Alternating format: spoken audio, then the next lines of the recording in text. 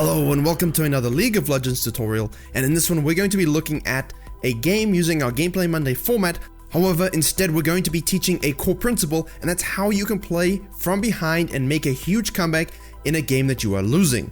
We're going to look at this from an all-roles perspective, what you guys should do as a team no matter where you are, and we will actually use the focus point of the Zyra support to show you some positional things you can use to gain advantages to ignite their comeback, as well as beginning the game by looking at the junglers to see what they do that allows the game to end up in a one-sided affair prior to the comeback in the first place. And once again, this video is brought to you by quarterback.gg, where we have a club, Virkayu's Yggdrasil, that's climbing the leaderboard against all the other YouTube League content creators.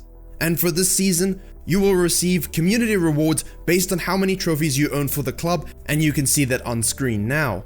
Trophies are earned while doing well in the challenges, and the quarterback coins can be used to purchase any skin in League of Legends. And to top it all off, I will give away 3 silver codes to the top 3 people in the club this season to help the Yggdrasil climb the ranks, help the channel, and gain some skins.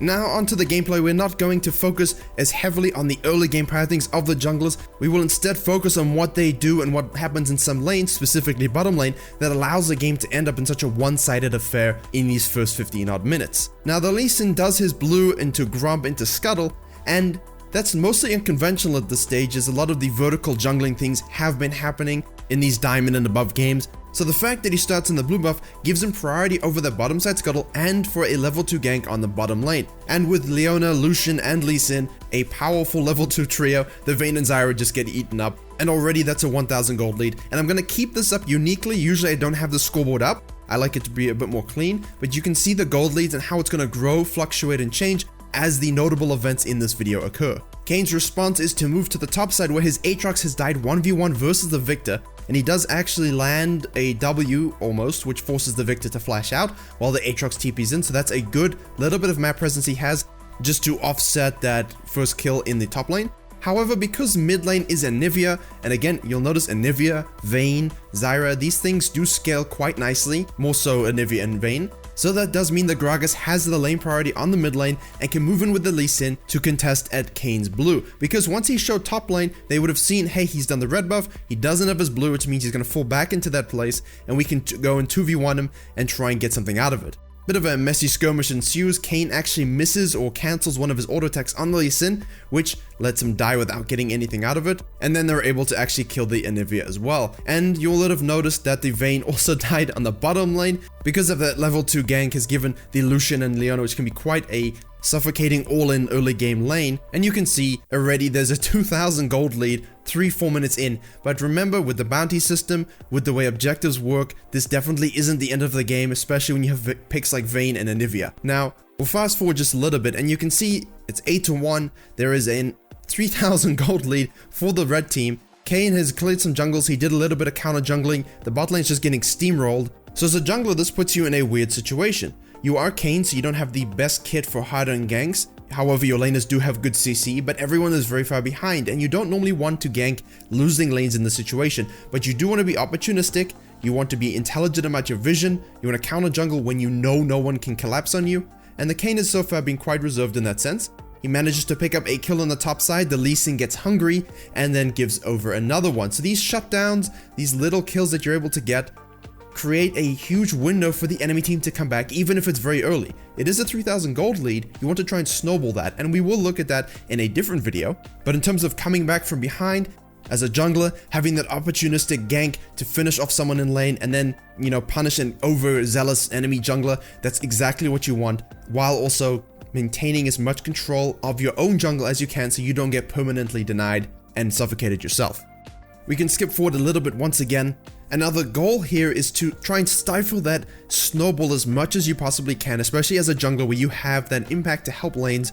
And this in particular is possible in lanes like bot lane, where a Leona Lucian will be just hard engaging on the Zyra and Vayne as much as they can in order to punish them and prevent Vayne scaling as much as they can. And so what happens is he comes in for a nice lane gank, Zyra and Vayne clear out that pink ward in the bush, and then because the Leona has just been hard engaging and killing Vayne basically on spawn at this stage, they use that positioning and aggressiveness to bait the Lucian into a position where with the full Zyra CC kit and Kayn's abilities, he gets the shutdown gold, and the fact that it doesn't go into Vayne is okay because the 750 gold they're given to Rast, which is what he will become, can be used across the map, and as a jungler, you must make sure if you get that shutdown gold, you're going to use it. And here you see the net result of those plays across the map and the little bit of help he gave to the top lane, which let the Aatrox actually get a comeback kill on the Victor, equalizes the gold very nicely. So that 3000 gold lead, along with the bounties and the counter jungling and pressure that Kayn had, has brought the game back into an equal state. However, the gold discrepancy between the ADC on the red team and the Vayne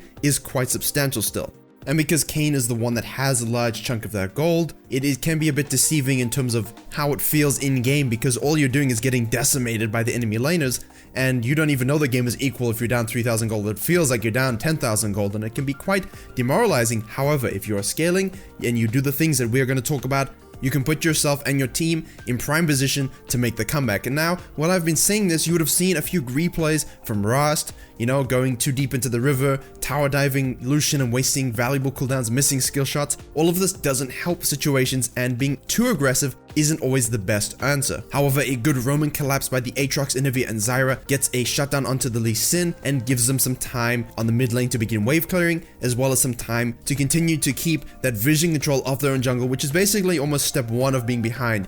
You don't want to extend beyond that vision line that you have. You want to wave clear as much as you can. You don't want to take those basic, stupid fights that end up ruining the game for you and basically solidifying the end result. And an example of this is the Zyra and the Rast going straight in for that Ocean Drake steal, which, you got the dragon, but the both of you died. You lost valuable cooldowns, and while the Cloud Drake is nice, especially for you, because if the enemy team comp had that versus a wave player poke team, well, that'd be great sustain for them. So now the gold lead is 5,000. Everyone is quite far behind except for your jungler. What does the blue team do to come back? Well, you do not extend past your vision point and you begin wave clearing on the tower you have. The mid lane outer tower is so powerful to have when you're behind. Now as a jungler, if you can secure a Rift Herald during the phase of the game where the enemy jungler is perhaps snowballing another lane, that can be a hugely powerful tool that allows you to come back.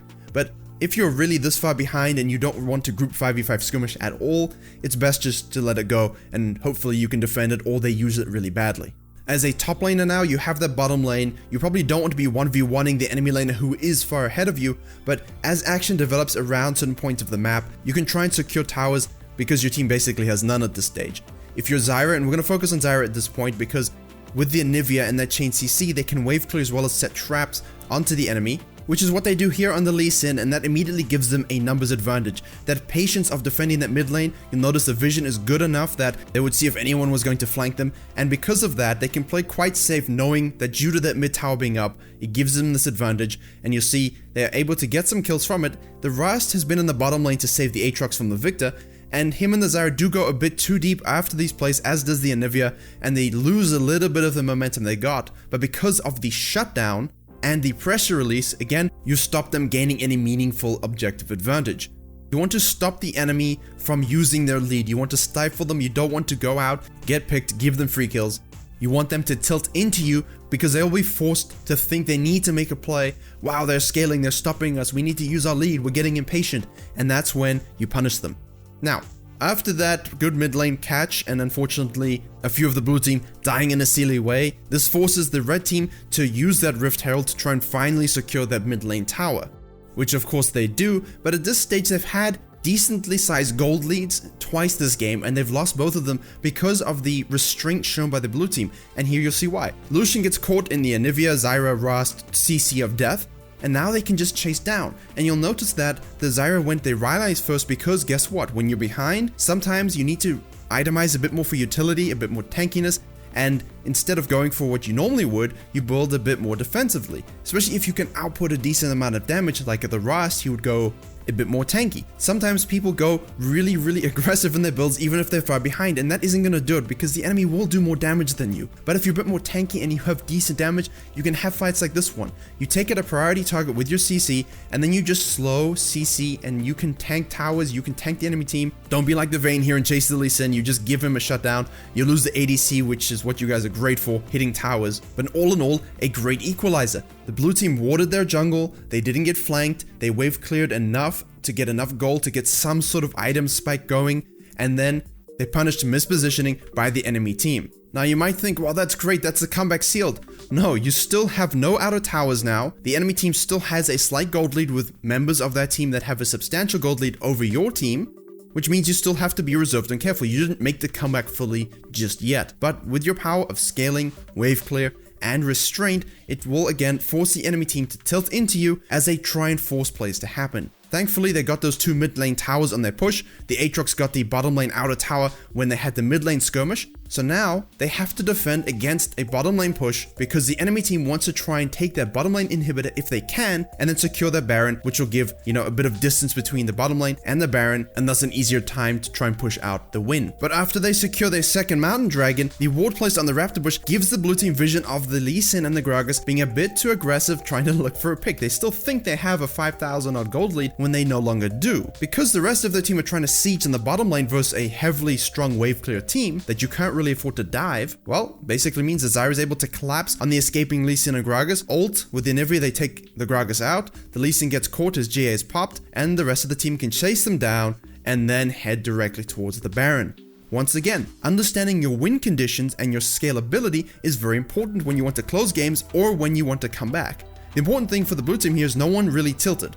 They understood to be patient. And while that might seem boring, I have put all the tips that I've mentioned on the screen so you can see what I'm talking about. But disciplined vision and understanding what your team's own win condition is and getting objectives when they present themselves to you and giving up objectives that you don't need, like that second mountain dragon. There's no point, we didn't have the numbers, why contest it, just let them have it, we can win without it. Understanding that is important. And basically it feels like I'm praising the blue team here for everything they've done, and yet the gold lead after the Baron has just become equalized. So while you might think, well, 5,000-6,000 at 50 minutes isn't so much, it is actually substantial when you think about how it was distributed among the enemy team. Now, from an aggressive standpoint, from having the team that has the lead, how were they meant to close against such a strong scaling and wave clear team? Well, that's the story for another video, where you can dominate all phases of the macro game, but simply grouping up and trying to make picks on a team that was being very disciplined with their positioning and vision control really wasn't the best way to go about it. A lot of times when you're ahead, you itemize greedily, but when the enemy team itemizes for utility and defense, especially when they have a great 5v5, it can be quite difficult for you to close if they're being intellectual about it. Now that they have the Baron, as well as, you see the Aatrox engaging on the Gragas here, Zyra hits her CC as well with the Rylai's, the Inivia follows up, there's nothing they can do anymore because they've lost all lane pressure, they didn't consider the side waves. The blue team had good vision and rotated Vayne sometimes went to the top, Aatrox went to the bottom, they pushed them out, so when they were sieging or defending against the siege themselves, they were in prime position. And you'll say, when did the comeback first begin? Well, when they left their lanes and started splitting up farming duties on the side waves, they didn't push past vision, and they punished the enemy's impatience to try and close the game out. And you'll see there on screen from the blue team, look at the item builds. Yes, the Rash was still going a bit more aggressive in his items, but the Aatrox specifically did not, so he could be that front line they needed. The Zyra did eventually get the Liandry's, but the Rylai's utility was huge when they were being an anti-siege team, and the Inivia and the Vayne just had to hit some item power spikes in order to basically clean it up. Hopefully this example, plus all the tips on the bottom left from a jungler's perspective as well, you can see will help you identify mechanisms, how you can come back into the game. Especially from a jungler's perspective, the Raz did a very good job except for the few times he was caught out a bit too aggro. He died stealing a Drake, he had some nice W knockups and chain CCs with his team, and overall he had a very good impact on the game. We will look at it from a different perspective, how you can close the game in the next video. I hope you enjoyed and learned something. Don't forget to like, comment, and share if you did. Really helps the channel. Consider joining us on YouTube to become an official member. Subscribe for more videos just like this, as well as other League of Legends and jungle guides coming very soon. And as always, I will see you all in the next tutorial.